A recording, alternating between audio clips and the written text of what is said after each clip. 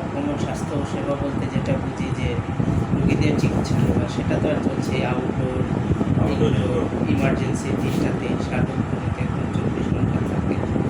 এর বাইরে আমরা মাঠ পর্যায়ে এটা মাঠ পর্যায়ে ইপিআই টিকাদান করছি, যেটা খুব ভাইটাল একটা জিনিস। তারপরে কিছু স্বাস্থ্য শিক্ষামূলক ব্যবস্থা, যেমন মাঠ পর্যায়ে আমাদের যারা কর্মী আছে তারা বিভিন্ন তথ্য সংগ্রহ করে কমিউনিটি ক্লিনিক যেগুলো আছে সেগুলোতেও স্বাস্থ্যসেবা নেয়, এবং এখানেও বিভিন্ন রোগ প্রতিরোধমূলক বিভিন্ন মানুষজনকে সচেতন করা হয়। তো সেই সময় আপনাকে আমি ধন্যবাদ জ্ঞাপন করছি। তৃতীয় শ্রেণী এবং চতুর্থ শ্রেণী ঘাটতি আছে কিনা এই কথাটা জানালে চতুর্থ শ্রেণী ঘাটতি, যেমন আমাদের অফিসের স্টাফ পোস্ট আছে 5 জনে, 2 জন কাজ করছে। চতুর্থ শ্রেণী তো বড় অংশই মানে প্রায় 3/4 পদই খালি। 3/4 পদই খালি।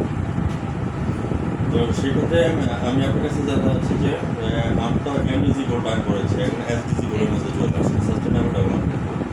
কিছু আমরা দেখি যে প্রতারক চক্র থাকে, দালাল চক্র থাকে, বাইরে ঘুরে বেড়ায়। তো সেই ব্যাপারে আপনার অনুভূতিটা কি আছে, এবং আমাদের সিভিল সার্ভিস স্যার আপনাদের কেমন? এটা তো অবশ্যই, তার কিছু স্ট্রিক্ট রুল আছে, যেমন হাসপাতালে সরবরাহকৃত ওষুধের বাইরে কিছু দেওয়া যাবে না। কারণ আমাদের এই মুহূর্তে ল্যাব সার্ভিসটা বন্ধ, যার জন্য আমরা রোগীদেরকে ল্যাবরেটরি এসে কোনো ইনভেস্টিগেশন দিই না, অ্যাডভাইস করি না, শুধু এক্সরেটা হয় আমাদের।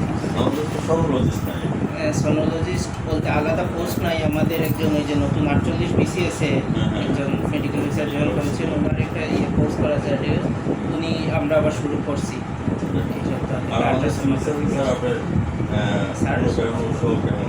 স্যাররা তো যেমন সম্প্রতি যে সরকারের যে হাসপাতালে সময়মত উপস্থিতি এবং প্রস্থানের ব্যাপারে খুব কঠোর নজরদারি, তো স্যার ওই ব্যাপারে প্রতিদিনই দিচ্ছেন।